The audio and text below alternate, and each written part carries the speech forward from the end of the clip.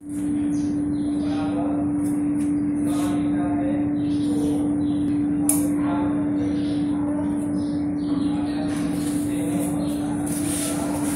प्यारे बच्चों, आप सभी को सुप्रभात और दशहरा की बहुत सारी शुभकामनाएं।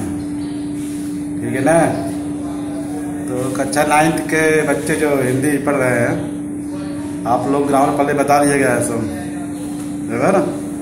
इसके साथ साथ जो किताब पढ़ाई जा रही है इसमें 6 पाठ तक हो गया है, नदी और दरिया तक, है ना। आज जो है हम लोग हिंदी में जो है 7वां पाठ देखेंगे, बराबर। 7वां पाठ का शीर्षक यहाँ लिखा गया है कि मातृभूमि का मान। मातृभूमि का मान भाग 1। यह प्यारे बच्चों एक एकांकी है। क्या है? एकांकी नाटक है। और इसमें अपनी मातृभूमि की रक्षा के लिए मेवाड़ और बूंदी 2 शासक हैं, बराबर। तो मेवाड़ के जो राजा है महाराणा लाखा, तो अपनी मातृभूमि की रक्षा करने के लिए कैसे वो राजपूतों को इकट्ठा करते हैं। राजपूत को इकट्ठा करेंगे तो उसकी शक्तियाँ बढ़ेंगी ना। इसलिए हम लोग जो है इस एकांकी को देखेंगे और पढ़ेंगे अपने जो है पुस्तक के माध्यम से। आप सभी लोग किताब देखेंगे और एक एक पात्रों का जो है परिचय होगा और उनका क्या जो है वो हर पात्र का क्या उल्लेख है उसको हम लोग देखेंगे। आइए हम लोग देखते हैं जो है पुस्तक को। प्यारे बच्चों, ये पाठ है 7वां मातृभूमि का मान। इसके लेखक हैं हरे कृष्ण प्रेमी, आप लोग देख रहे हैं ना। और इस जो है यहाँ पात्र परिचय है। और सबसे पहले जो लेखक का परिचय आप लोग देख लीजिए। 1908 गुना, ग्वालियर मध्य प्रदेश। और 1974 माने 1908 में जो है हरे कृष्ण प्रेमी ग्वालियर यानी गुना मध्य प्रदेश पैदा हुए। 1974 की जो है मृत्यु हुई। ये जो एक पत्रकार के साथ साथ कवि और नाटककार दोनों थे। ये ऐतिहासिक नाटकों में प्रेम और राष्ट्रीय भावनाओं को रचनात्मक प्रस्तुति जो है किए हैं। इनकी बहुत सारी कृतियां हैं प्यारे बच्चों, जैसे यहाँ पर दिया है अग्निज्ञान, प्रतिभा, आंखों में आज, बराबर। इसमें जो है एकांकी है। एकांकी का आकार छोटा होता है। इसमें एक ही कथा होती है। इसमें आज से अंत तक संवादों की रोचकता बनी रहती है। इसको एकांकी कहते हैं। प्रस्तुत एकांकी के माध्यम से प्रेम जी ने स्वाभिमान, एकता को बनाए रखने एवं मातृभूमि के लिए बलिदान देने के लिए प्रेरित किया है। हमारा जो स्वाभिमान हो, हमारे अंदर जो एकता हो, उसको बनाए रखने चाहिए और मातृभूमि की रक्षा करने के लिए हमको बलिदान देने की आवश्यकता को बताया है। यहाँ पाठ परिचय है। राव हेमू बूंदी के शासक हैं। अभय सिंह मेवाड़ के सेनापति और महाराणा लाखा मेवाड़ के शासक। वीर सिंह मेवाड़ की सेना का एक सिपाही जो बूंदी का रहने वाला था। चाड़ी था वीर सिंह के साथी। पहला दृश्य प्यारे बच्चों, राव हेमू मेवाड़ के सेनापति अभय सिंह से बात कर रहे हैं। तभी अभय सिंह आते हैं। कहते हैं क्या? महाराव सिसोदिया वंश हाड़ाओं को आदर और स्नेह की दृष्टि से देखता है। कौन वंश? सिसोदिया वंश। दूसरा कौन था? हाड़ाओं को बड़े आदर और प्रेम से देखता है। राव हेमू, तो फिर आप बूंदी को मेवाड़ की अधीनता स्वीकार करने की आज्ञा लेकर क्यों आए हम? अभय सिंह, महाराज, हम राजपूतों की छिन्न भिन्न असंगठित शक्ति विदेशियों का किस प्रकार सामना कर सकती है, इस बात की अत्यंत आवश्यकता है कि हम अपनी शक्ति एक केंद्र के अधीन रखें। अभय सिंह कहते हैं हमारी जो राजपूत की शक्तियां हैं वो छिन्न भिन्न असंगठित हैं। तो ये असंगठित रहेंगे, हम लोग छिन्न भिन्न रहेंगे तो विदेशी शक्तियों का सामना कर नहीं सकते हैं। इसके लिए हमको बहुत अत्यंत आवश्यक है कि हम एक जो है शक्ति का केंद्र स्थापित करें, किसी एक अधीन रखें। राव हेमू, और वह केंद्र है चित्तौड़। कौन है? चित्तौड़। अभय सिंह, महाराज, आज राजपूतों को एक सूत्र में गूंथे जाने की बड़ी आवश्यकता है और जो व्यक्ति यह माला तैयार करने की ताकत रखता है वह है महाराणा लाखा। अभय सिंह ने किससे कहा? राव हेमू से। राव हेमू कौन थे? बूंदी के शासक थे। किस शासक थे? बूंदी के। उसने कहा कि जो राजपूतों के एक सूत्र में गूंथे जाने की जैसे माला होती है, उसमें गूंथ करके सबको इकट्ठा करने की ताकत किसके पास है? महाराणा लाखा के पास। और ये लाखा कौन थे? मेवाड़ के शासक। क्या थे? मेवाड़ के शासक थे। अभय सिंह कौन थे? मेवाड़ के प्यारे बच्चों सेनापति थे, बराबर। और वीर सिंह मेवाड़ का एक सिपाही था। राव हेमू, ताकत की बात छोड़ो अभय सिंह, प्रत्येक राजपूत को अपनी ताकत पर नाज है। नाज माने क्या होता है? घमंड। अभय सिंह, किंतु अनुशासन का अभाव हमारे देश के टुकड़े किए हुए हैं। अनुशासन का अभाव ये हमारे देश क्या किया है? टुकड़ा किया हुआ। हम लोग बटे हुए सब अलग अलग। सब लोग इकट्ठा हो जाएं तो विदेशी शक्तियों का सामना हम लोग कर सकते हैं। राव हेमू, प्रेम का अनुशासन मानने को हाड़ा बंद सदा तैयार है, शक्ति का नहीं। बूंदी स्वतंत्र राज्य और स्वतंत्र रहकर वह महाराणाओं का आदर करता रह सकता है, अधीन होकर किसी की सेवा करना वह पसंद नहीं करता है। राव हेमू ने कहा कि जो हाड़ा वंश है वो सदा तैयार रहेगा, लेकिन अनुशासन मानने को, शक्ति मानने को नहीं। कोई दबा करके हमारे ऊपर शासन करे, ये हम लोगों को मंजूर नहीं है। प्रेम से कोई अगर रहेगा तो हम लोग उसकी बात को स्वीकार करेंगे। अभय सिंह, तो मैं जाऊं तो मैं जाऊं। पेज पढ़ लीजिए प्यारे बच्चों। राव हेमू, आपकी इच्छा, दोनों का दो तरफ प्रस्थान होता है प्यारे बच्चों। आप लोग एकांकी देखे ना, गांव में होता है एकांकी माने जो नाटक का एक हिस्सा होता है उसमें क्या बोलते हैं? एकांकी माने एक अंक। इसी नाटक के एक अंक को जो सूक्ष्म रूप में लोग प्रस्तुत करते हैं उसे एकांकी कहते हैं। पट परिवर्तन, दूसरा दृश्य तैयार हो जाता है। स्थान चित्तौड़ का राजमहल है। महाराणा लाखा बहुत चिंतित और व्यथित अवस्था में टहल रहे हैं। लाखा, इस बार मुट्ठी भर हाड़ाओं ने हम लोगों को जिस प्रकार पराजित और विफल किया, उसमें मेवाड़ के आत्मगौरव को कितनी ठेस पहुंची है वह मेरा हृदय जानता है। कौन कह रहे हैं? महाराणा लाखा। इस बार जो छोटे से हाड़ा लोग, मुट्ठी भर लोग हैं, लेकिन हम लोग जो है क्या किए हो? पराजित कर दिए। इससे हमारा हृदय क्या है? वो व्याकुल है, व्यथित हो गया है। अभय सिंह का प्रवेश और महाराणा को अभिवादन करना। इसके बाद प्यारे बच्चे अभय सिंह आते हैं और महाराणा लाखा का अभिवादन करते हैं। कैसे अभय सिंह? महाराणा जी, दरबार के सभासद आपके दर्शन पाने के उत्सुक हैं। महाराणा, सेनापति अभय सिंह जी, आज मैं दरबार में नहीं जाऊंगा। आप जानते हैं कि जब से हमें निमरा के मैदान में बूंदी के राव हेमू से पराजित होकर भागना पड़ा, मेरी आत्मा मुझे धिक्कार कर रही है। निमरा के मैदान में बूंदी के शासक कौन थे? हेमू। उससे लाखा जो है मेवाड़ के जो राजा थे वो पराजित हो गए थे। बोले इससे जो है मेरी जो है आत्मा मुझे क्या कर रही है? धिक्कार कर रही है और मैं वहां नहीं जा सकता। कहाँ पर? दरबार में। अभय सिंह, हाड़ाओं ने रात के समय अचानक हमारे शिविर पर आक्रमण कर दिया। हाड़ाओं कौन थे? राव हेमू। बूंदी के जो लोग थे वो हाड़ाओं थे। आकस्मिक ढाबे से घबराकर हमारे सैनिक भाग खड़े हुए। एकाएक ढाबा हुआ, सारे सैनिक घबरा गए। किसके? महाराणा लाखा के। कौन कह रहे हैं? अभय सिंह। इसके लिए सब सैनिक भाग खड़े हुए हैं। इसमें आपका क्या अपराध है और इसमें मेवाड़ के गौरव में कमी आने का कौन सा कारण है? हमारे साथ धोखे से हुआ। वो लोग कम थे लेकिन वो लोग धोखे से मेरे ऊपर आक्रमण किए। इसमें आप घबराने की आवश्यकता नहीं है। महाराणा, जो आन को प्राणों से बढ़कर समझते आए हैं वे पराजय का मुख देख कर भी जीवित रहे। यह कैसी उपहारजनक बात है। सुनो अभय सिंह जी, मैं अपने मस्तिष्क के इस कलंक के टीके को धो डालना चाहता हूँ। उसने कहा जो पराजय हो जाए, पराजय का मुख देख ले, वह जीवित कैसे रह सकता है? यह कैसी उपहारजनक बात कह रहे हैं आप? अभय सिंह जी, मैं अपने मस्तिष्क के इस कलंक के टीके को धो डालना चाहता हूँ। जो हार हुई है उसका बदला मैं अवश्य लेना चाहता हूँ और जो कलंक लगा हुआ है हार का मेरे जो है माथे पर, टीका माने माथे पर, उसको मैं धो डालना चाहता हूँ। अभय सिंह, प्यारे बच्चों आगे देखते हैं लोग क्या है।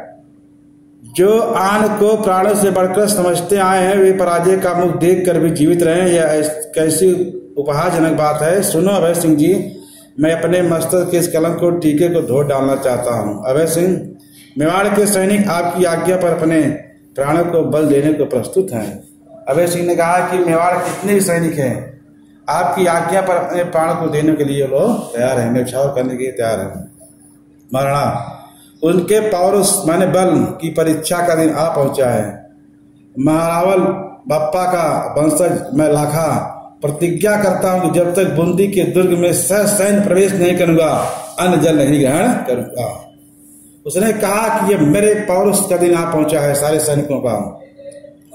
महारावल बाप्पा का वंशज कौन थे? महाराणा लाखा। उसने कहा कि लाखा मैं प्रतिज्ञा करता हूं कि जब तक बूंदी के दुर्ग में सैन्य प्रवेश नहीं करूंगा, तब तक अन्न जल ग्रहण नहीं करूंगा। कौन कह रहा है? महाराणा लाखा। अभय सिंह महाराणा छोटे से बूंदी दुर्ग को विजय करने के लिए इतनी बड़ी प्रतिज्ञा करने की क्या आवश्यकता है? अंतिम विजय हमारी ही हैगी, क्योंकि यह निश्चय पूर्वक नहीं कहा जा सकता कि इसमें कितने दिन लग जाएंगे, इसलिए ऐसी भीषण प्रतिज्ञा आप न करें। अभय सिंह ने कहा कि महाराजा छोटे से बूंदी दुर्ग को विजय करने के लिए इतनी बड़ी आप प्रतिज्ञा करने की आवश्यकता नहीं है। अंतिम विजय किसकी होगी? हमारी होगी। और यह निश्चय पूर्वक नहीं कहा जा सकता कि इसमें कितने दिन लग जाएंगे, इसलिए आप ऐसी भीषण प्रतिज्ञा जो है नहीं कीजिए। प्रतिज्ञा लोग कहते कहते मैं भीष्म प्रतिज्ञा कर लिया हूं, बराबर है। भीष्म प्रतिज्ञा बहुत फेमस है पूरे धरती पर प्यारे बच्चों। आगे क्या होता है? महाराणा आप क्या कहते हैं सेनापति? मेरी प्रतिज्ञा कठिनाई से पूरी होगी? यह मैं जानता हूं कि इस बात की हाल के युद्ध में पुष्टि हो चुकी है कि हाड़ा जात वीरता में हम लोगों से किसी प्रकार हीन नहीं है। हीन माने कमजोर नहीं है। फिर भी महाराणा लाखा की प्रतिज्ञा वास्तव प्रतिज्ञा है, यह पूर्ण होनी चाहिए। कौन कह रहा है? उनके जो महाराणा कह रहे हैं, किसके? सेनापति से, बराबर ना। नेपथ्य से गीत आता है। नेपथ्य से क्या होता है? गाना आता है पर्दे के पीछे से। किससे? पर्दे के पीछे से। क्या आता है प्यारे बच्चों? ए सागर के रत्न निकाले, युग युग से हैं गए संभाले, ए सागर के रत्न निकाले, इनसे दुनिया में उजियाला, इसमें दुनिया इनसे दुनिया में उजियाला, तोड़ मोतियों की मत माला, ए छाती से छेद कराकर एक हुए हैं हृदय मिलाकर, इनमें व्यर्थ भेद क्यों डाला, तोड़ मोतियों की मत माला, तोड़ मोतियों की मत माला। गाते गाते चाणी का प्रवेश होता है। चाणी जो है पहले जो गायिका थी, क्या थी? गायिका थी। उसने संदेश अपनी गीत देती थी, बराबर। इसके बाद क्या कहते हैं महाराणा जी कि तुम कुछ गा रही थी चाणी, तुम संपूर्ण राजस्थान को एकता की श्रृंखला में बांधकर देश की स्वाधीनता के लिए कुछ करने का आदेश दे रही थी, किंतु मैं तो उस श्रृंखला को तोड़ने जा रहे हूं, दो जातियों में दुश्मनी पैदा करने जा रहे हूं।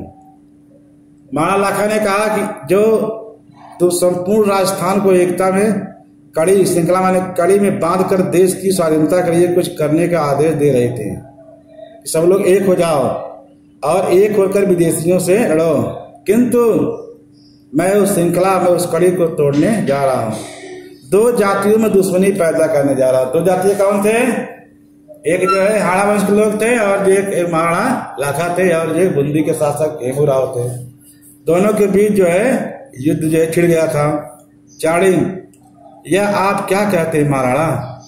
मैं आपसे निवेदन करने आया हूं, यद्यप आप हाड़ा शक्ति और साधनों में मेवाड़ से उन्नत है, फिर भी वे वीर हैं। मेवाड़ की उसकी विपरीत के दिनों में सहायता देते रहे हैं। यदि उनसे कोई रिश्ता बन पड़ी हो तो महाराणा उसे भूल जाए और राजपूत शक्तियों में स्नेह का संबंध बना रहने दें। वह कह रही है कि कोई जो है रिश्ता या निर्जरता किया हो उसको आप भूल जाइए, क्योंकि राजपूतों जो शक्तियां है उनका जो प्रेम है उसको संबंध को हमेशा आप बना करके रखिए, क्योंकि मेवाड़ को उसकी विपत्ति के दिनों में सहायता देते रहे लोग। हमेशा मेवाड़ की जब जब संकट आया तब तक बूंदी शासक हमेशा मेवाड़ के साथ खड़े रहे। तो चाणी ने कहा कि आप एक संदेश दीजिए, प्रेम का संदेश। महाराणा कहते हैं चाणी तुम बहुत देर से आए। अभय सिंह चाणी महाराणा ने प्रतिज्ञा की है कि जब तक वे बूंदी के गढ़ को जीत न लें अन्न जल ग्रहण न करेंगे। उसने प्रतिज्ञा कर लिया कि जब तक जो है इसको मैं जीत नहीं लूंगा तब तक मैं अन्न जल ग्रहण नहीं करूंगा। चाणी दुर्भाग्य कुछ सोच कहती है, सोच रही है चाणी, कौन? गायिका। महाराणा मैं ऐसा नहीं होने दूंगी। देश का कोई शुभचिंतक इस विद्वेष की आग को फैलने देना पसंद नहीं कर सकता है। विद्वेष माने शत्रुता, जो शत्रुता की आग जो है भयंकर होती है प्यारे बच्चों, और वो कह रहे मैं इसको फैलने नहीं दूंगी, क्योंकि दो लोग जो आपस में भिड़ जाओगे तो हम लोग विदेशी शक्तियों का सामना नहीं कर सकते हैं। अभय सिंह किंतु महाराणा की प्रतिज्ञा तो पूरी होनी चाहिए। चाणी उसका एक ही उपाय है, वह यह है कि यहीं पर बूंदी का एक नकली दुर्ग बनवाया जाए। नकली दुर्ग माने क्या होता है? किला बनवाया जाए और महाराणा उसका विध्वंस करके अपनी प्रतिज्ञा पूरा कर लें। महाराणा क्या आपको मेरा प्रस्ताव स्वीकार है? चाणी ने कहा कि जो बूंद का किला एक यहाँ बनवा दिया जाए, दुर्ग, और उसको महाराणा जी जो है उसको विध्वंस करने, और विध्वंस करने के बाद उसको जो है जीत जाएंगे। क्या है मेरा प्रस्ताव को स्वीकार है? महाराणा कहते हैं अच्छा, अभी तो मैं नकली दुर्ग बनाकर उसकी विध्वंस करके अपने व्रत का पालन करूंगा, किंतु हाड़ाओं को उनकी उद्दंडता का दंड दिए बिना मेरे मन का संतोष नहीं होगा। सेनापति नकली दुर्ग बनवाने की व्यवस्था करें। महाराणा कहते हैं कि जो लोग हमको जो है पराजित किए हैं, मैं उस नकली दुर्ग का विध्वंस करके अपने व्रत का पूर्ण करना चाहूंगा, जो अपने प्रतिज्ञा किया उसको पूर्ण करूंगा, किंतु हाड़ाओं को उनकी उद्दंडता, जो उद्दंडता किए हैं लोग, उनको जो है निश्चित रूप से उनके मन में संतोष नहीं है, उसको जब तक दंड न दिया जाए। सेनापति नकली दुर्ग बनवाने की व्यवस्था करें। तो प्यारे बच्चों यहाँ तक देखते हैं हम लोग क्या क्या इसमें दिया गया है। हम लोग ध्यान से पढ़िए। हर एक जो है जो पात्र हैं बड़े अच्छे हैं, और राजपूतों का इतिहास बहुत अच्छा रहा है पहले से ही।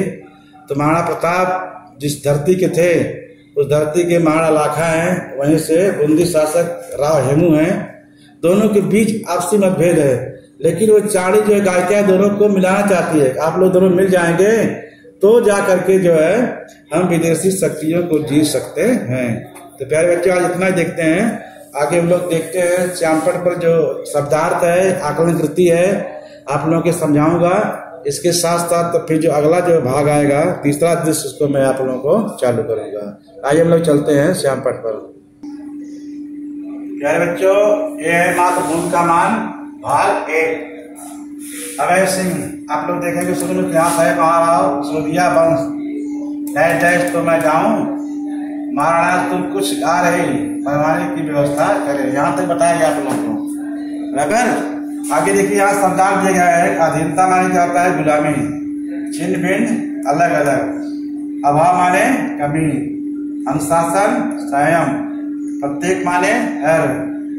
अधीन मातहर कर गुलाम। चाणी माने गायिका। श्रृंखला कड़ी। उन्नत माने प्रगत।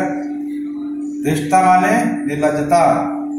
विद्वेष माने सतता। विध्वंस माने क्या होता है? नष्ट। अगले कृति में याद रखिए उत्तर लिखना है। आप लोगों को दिया है कि मेवाड़ के सेनापति के अनुसार राजपूतों को एक सूत्र में गूंथ सकने की ताकत रखने वाला व्यक्ति कौन था? इसका उत्तर क्या बच्चों है? आज राजपूतों की एक सूत्र में गूंथे जाने की आवश्यकता है, और जो राजपूतों के एक सूत्र में गूंथ सकने की ताकत रखता है वे है महाराणा लाखा। महाराणा लाखा जो है राजपूतों को इकट्ठा करने की ताकत रखते हैं, क्योंकि आवश्यकता है। जो बूंदी शासक हैं, जो हाड़ा वंश के लोग हैं, राव हेमू और महाराणा लाखा जो मेवाड़ के शासक हैं, तो दोनों शक्तियां जब जो है एक में जुड़ जाएंगी तब जाकर के विदेशी आक्रमण हम लोग जो है रोक सकते हैं। विदेशियों से हम लोग जो है लोहा ले सकते हैं, क्योंकि महाराणा जो राणा प्रताप थे उसी धरती थे ना, उसी धरती कौन है? महाराणा लाखा। तो राजपूतों का इतिहास बहुत लंबा रहा प्यारे बच्चों। तो यहाँ पर दिया है कि राजपूतों को एक सूत्र में गूंथ सकने की ताकत किसके पास है? महाराणा लाखा के पास। अब देखते हैं कि उस शब्दों के विरुद्धार्थी शब्द यहाँ दिया गया है। जैसे अधीनता है, इसका विद्यार्थी क्या हो जाएगा? स्वतंत्रता। असंगठित संगठित, विदेशी स्वदेशी, आदर और अनादर, ये विरुद्धार्थी शब्द है, एक दूसरे के विरुद्ध में है। निम्नलिखित शब्दों में प्रयुक्त उपसर्ग प्रत्यय अलग करके लिखिए। उपसर्ग से बताया है कि शब्द के पहले आता है और प्रत्यय शब्दों के बाद में आते हैं। यहाँ दिया गया है रबर शब्द उपसर्ग और प्रत्यय। असंगठित यहाँ उपसर्ग अ है और इत माने क्या है? प्रत्यय है। अनुशासन में अन क्या है? उपसर्ग है। अत्यंत में अति है। आवश्यकता में प्रत्यय क्या है? ता है। बराबर। तो इसके साथ हम लोग देखते हैं आकृति 2। आकृति पूर्ण कीजिए। चाड़ी का गीत संदेश, माने चाड़ी ने कौन संदेश दिया करके? वह यह संदेश दी थी कि संपूर्ण राजस्थान को एकता के सूत्र में बांधना और देश की स्वाधीनता के लिए कुछ करना। ये उसका गीत था कि संपूर्ण राजस्थान को एकता के सूत्र में बांधना हमको है और देश की स्वाधीनता के लिए कुछ करना है। अपनी मातृभूमि की रक्षा करना हम लोग जिम्मेदारी है। यह रक्षा कभी होगी जब दोनों वंश के लोग इकट्ठा होंगे। बूंदी के शासक राव हेमू और जो है चित्तौड़ के शासक जो थे महाराणा लाखा, ये दोनों इकट्ठा होंगे तभी ऐसा हो सकता है।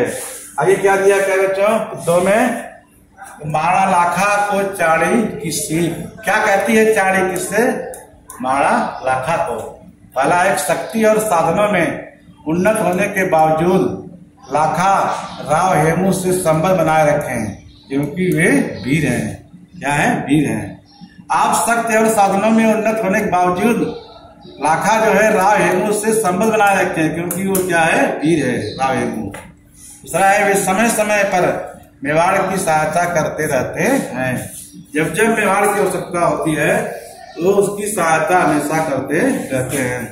तो प्यारे बच्चों, ये जो है भाग 1 एकांकी का जो है यहाँ बताया गया आप लोगों को। इसके साथ साथ आप लोग जो है घर काम कीजिए और अपने ग्रुप पर डालिए। 6 पाठ हिंदी पूरा हो गया है, ये 7वां चल रहा है ना।